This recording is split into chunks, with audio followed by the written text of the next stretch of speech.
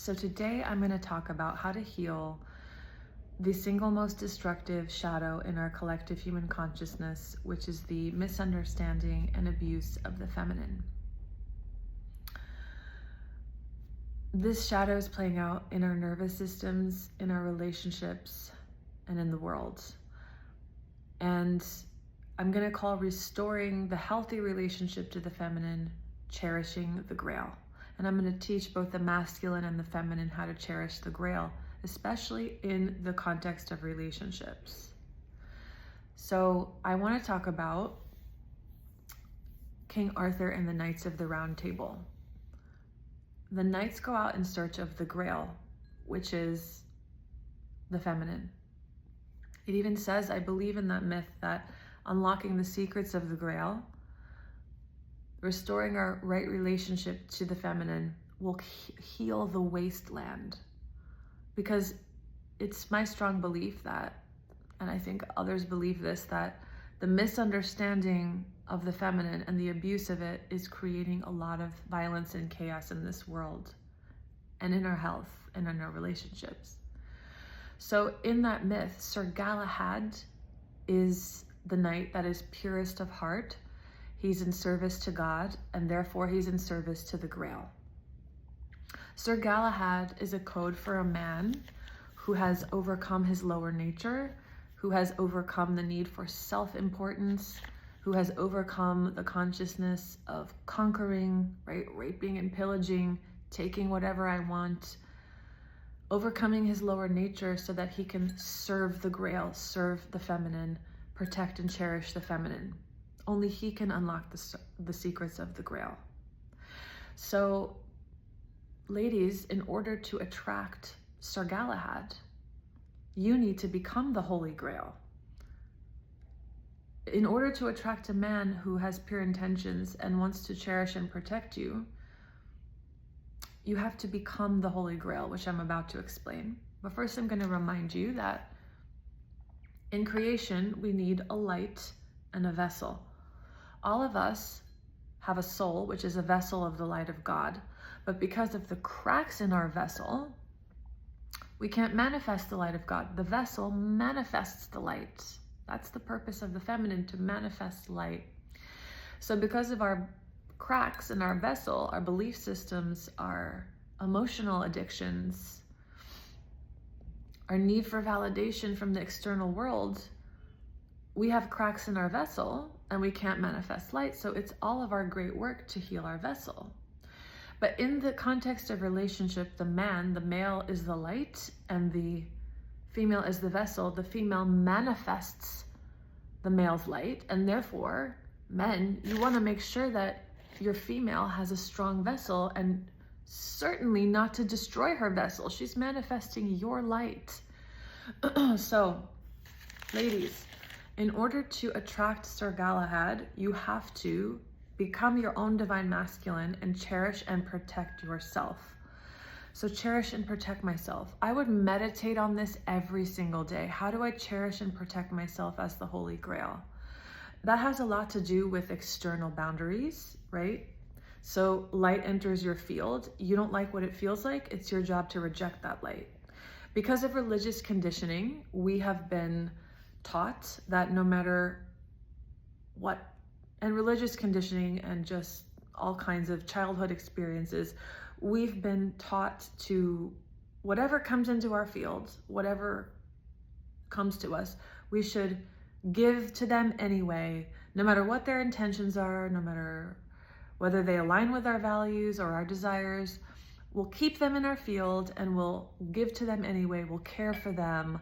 We will try so hard to understand them. We'll dedicate our lives to trying to help them, but that's not actually what love is.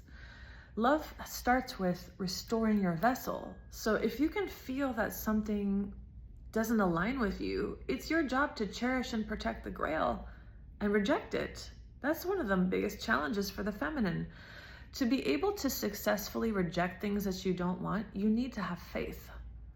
You need to have your primary relationship with God. So when you're lonely and when you are hanging on to light that you don't want, replace that with prayer, replace that with talking to God, spilling your guts to God, saying, God, this is hard for me. I'm lonely. I know this is not what I want, but I'm scared. I'm scared that time is running out. I'm scared that things aren't going to happen for me. So I stay attached to this thing that really doesn't feel so good to me. Replace your unhealthy attachments with a relationship with God and prayer. Okay, that's how you overcome masochism as well, which I'm going to get into. So cherishing the Grail is about external boundaries and internal restraint. So psychic boundaries. Don't nurse old hurts. Don't be masochistic. When you're masochistic, you destroy your vessel. So even if you're single, you can't manifest the light of God if you destroy your vessel. If you, especially in the age of social media, go back and tune into things, tune into your ex, tune into anything that doesn't feel good, you're cracking your vessel. To strengthen your vessel, you let go of masochism, you let go of your emotional addiction, of worry, of jealousy, of whatever it is that keeps you connected to that person, and you replace it with prayer, with faith. You let go of control. You let go. So much of like thinking about the past is not being able to just let go of control and just have faith in God, have faith in the Creator. So to have internal restraint, it's really easy.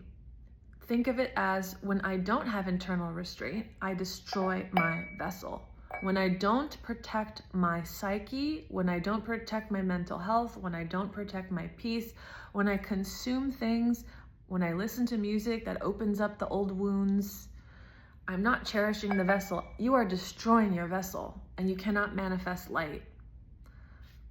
So be very... Cherish your vessel. Be very intentional about what you listen to, about what you consume, about what you tune into, about not nursing old hurts, replaying painful stories. Internal restraint. Do not replay stories. Do not tell yourself stories that destroy your vessel. Your vessel, you have to cherish and protect your vessel. So another big one is self-worth. You know that you have not yet embodied self-worth if you are begging someone to understand you, anyone, a man, a friend, begging someone to believe you, begging someone to see something your way, justifying, defending, over-explaining. You shouldn't. A person with self-worth doesn't have to over-explain their decisions. A person with self-worth prays and has a relationship with the Creator and knows that their decisions are inspired from that quantum field. I don't need to explain that to anyone. You might not like my decisions. You might not think they're spiritual or the right thing to do, but I trust my relationship with God, and therefore I have nothing to explain or justify to anyone. That's what restores your vessel. That's what restores your vessel. So self-worth, yes, wanting admiration and compliments and trying to derive your worth from the external world. Yes, women do that, but there's like a deeper thing that I think a lot of women do, which is, gosh, begging a man to stay with you, begging a man to love you.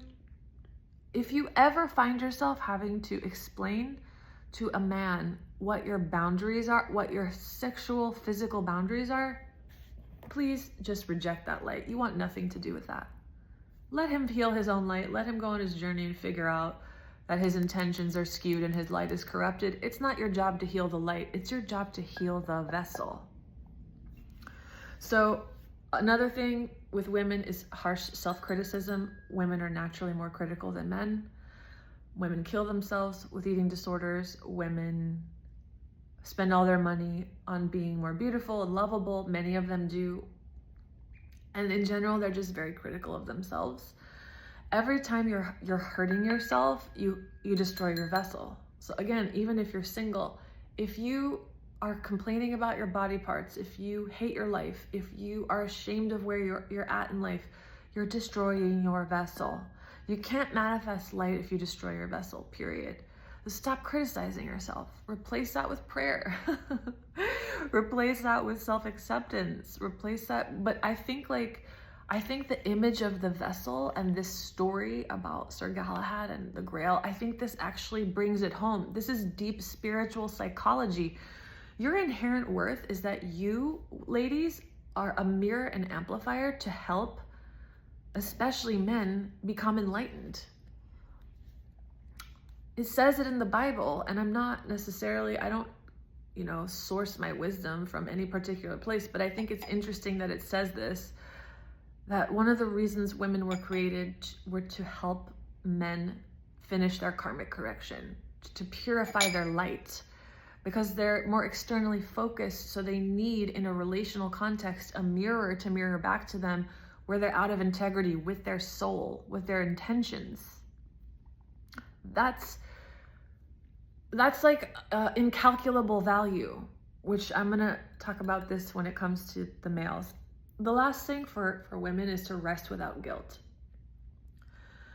Rest is not about it's not about taking a time out. It's about restoration. There was a time when women would literally sit on couches all day long and eat, grapes. And well, I get it. Many women can't do that now. You have kids to take care of. You have a business and everything. But in any way that you can, understand that that's a technology, the restoration of your vessel. That's the purpose of Shabbat and of the Sabbath. The religious people were like, okay, guys, you're so obsessed with working and struggling. At least one day a week, you need to chill out, connect with your family, enjoy yourself, not work and receive. It's a technology. Rest is a way to receive. You can't be a powerful vessel if you can't relax. So resting is not just laying your body on your bed. It's about deep restoration from the attitude of, I cherish my vessel. I deeply restore my vessel in every way that I can, whenever I can. So now I'm going to talk to the males about understanding the value of the feminine. A lot of men none of us as human beings understand the deep inherent value of the feminine. That's why a lot of men are saying, what do women bring to the table? What are you bringing to the relationship? What she's bringing to the relationship is that she is a multiplier of your prosperity. So if you act like an entitled person that she should perform for you, if you act like she should provide for you, if you feel entitled to her in any way, she's designed to shut down. Just so you understand, because she reflects and multiplies your intentions towards her, and she reflects and multiplies how far away or how close you are to embodying your own Sir Galahad consciousness. So every vessel that has ever been sent to you in your relationship journey has been a literal gift from God to help you manifest our number one goal, which is enlightenment. Enlightenment is to be giving in relationship. It's to want to help, and not help, but cherish and protect and give to each other, build with each other. Enlightenment is not just awareness, aware of itself, loving awareness, right? If you're going to live in a mountain, in a temple, fine, that's fine. But if you're going to embody enlightenment, especially in relationship, it's about, this relationship is not something for you to take from. It's not an energy source for you to take validation, admiration, security from. You find those things inside of your relationship with God. That's where you find those things. So every vessel is showing you your relationship to God. Is showing you where you still are looking for self-importance. A woman is designed to be repulsed by men who are obsessed with themselves, obsessed with self-importance, so obsessed with how they appear. It's a mechanism, it's a repulsion. It's from the universe saying, no, that's not That's not the highest path. The highest path is that you are the light. You are the light of God. You are the light of love. You don't need admiration from this world. You don't need admiration from this world. So when men try to punish women, when they feel triggered, I'm just letting you know you're doing the worst thing that you could possibly do to yourself, because she is manifesting your light. If you focused on purifying your light, you would unlock the secrets of the Grail. She would multiply your prosperity. When you destroy the vessel that God sends you to awaken you, you're hurting yourself. You're hurting your finances. You're hurting your health. You're hurting your reputation. You're hurting yourself. First of all, on the most fundamental level, we are all one.